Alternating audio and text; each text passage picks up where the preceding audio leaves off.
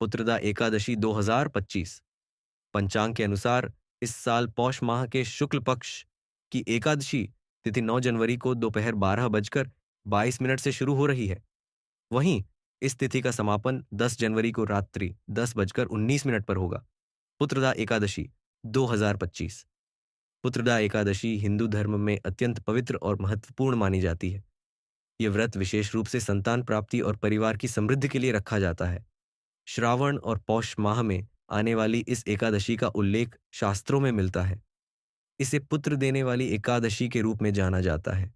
व्रत रखने वाले भक्तों को भगवान विष्णु की कृपा से सुख, शांति और इच्छित फल की प्राप्ति होती है।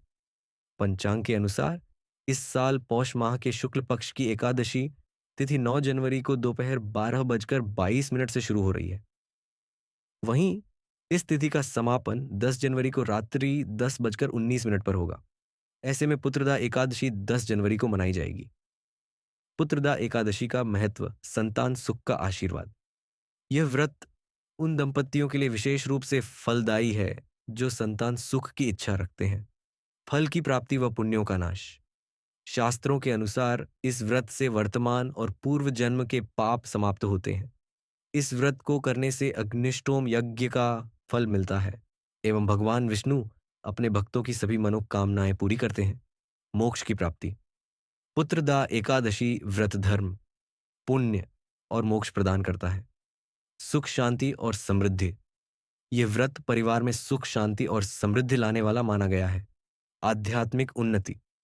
भगवान विष्णु की पूजा और उनके नाम का स्मरण आत्मा को शुद्ध करता है। परिवार का कल्याण। व्रत न केवल संतान प्राप्ति के लिए बल्कि संपूर्ण परिवार के कल्याण के लिए शुभ माना गया है। पुत्रदा एकादशी पूजा विधि। पुत्रदा एकादशी के दिन प्रातःकाल स्नान कर व्रत का संकल्प लें। पूजा स्थान पर भगवान विष्णु अथवा श्री कृष्ण के बाल रूप की मूर्ति या चित्र स्थापित करें। संतान कामना के लिए इस दिन भगवान कृष्ण के बाल स्वरूप की पूजा की जाती है। योग्य संतान के इच्छुक दंपत्ति प्रातः स्नान के बाद पीले वस्त्र पहनकर भगवान को पीले वस्त्र पहनाएं और तुलसी, पीले पुष्प, फल और दीपक अर्पित करें। इसके बाद संतान गोपाल मंत्र का जाप करना चाहिए। रात्रि में जागरण करते हुए भगवान विष्णु के भजन कीर्तन करें। अगले दिन द्वादशी पर व्रत का पारण करें और ब्राह्मणों को भोजन कराएं। पुत्रदा एकादशी 2025। संतान प्राप्ति के लिए पुत्रदा एकादशी के दिन करें। ये उपाय जल्द बनेंगे योग। व्रत का कथानक पूर्वकाल की बात है। भद्रावतीपुरी में राजा सुकेतुमान राज्य करते थे। उनकी रानी का नाम चंपा था। विवाह के काफी समय बाद भी राजा रानी संतान सुख से वंचित थे, इसलिए दोनों पति पत्नी सदा चिंता और शोक में डूबे रहते थे।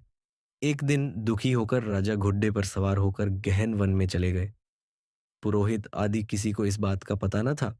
मृग और पक्षियों से सेवित उस सघन वन में राजा भ्रमण करने लगे। वन में राजा को एक सुंदर सरोवर के पास कुछ वेद पाठ करते हुए मुनि दिखाई पड़े। राजा मुनियों के पास पहुंचे और उन्हें प्रणाम किया। मुनियों ने बताया कि हम विश्वदेव हैं, यहाँ स्नान के लिए आए हैं। राजा ने उनसे अपनी संतानहीनता का दुख बताया और इसका उपचार भी पूछा। मुनियों ने राजा से कहा कि आपने बड़े ही शुभ दिन यह प्रश्न किया है।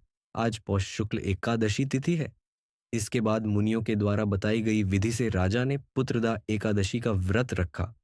इस व्रत के पुण्य से रानी ने कुछ समय बाद एक तेजस्वी पुत्र को जन्म दिया।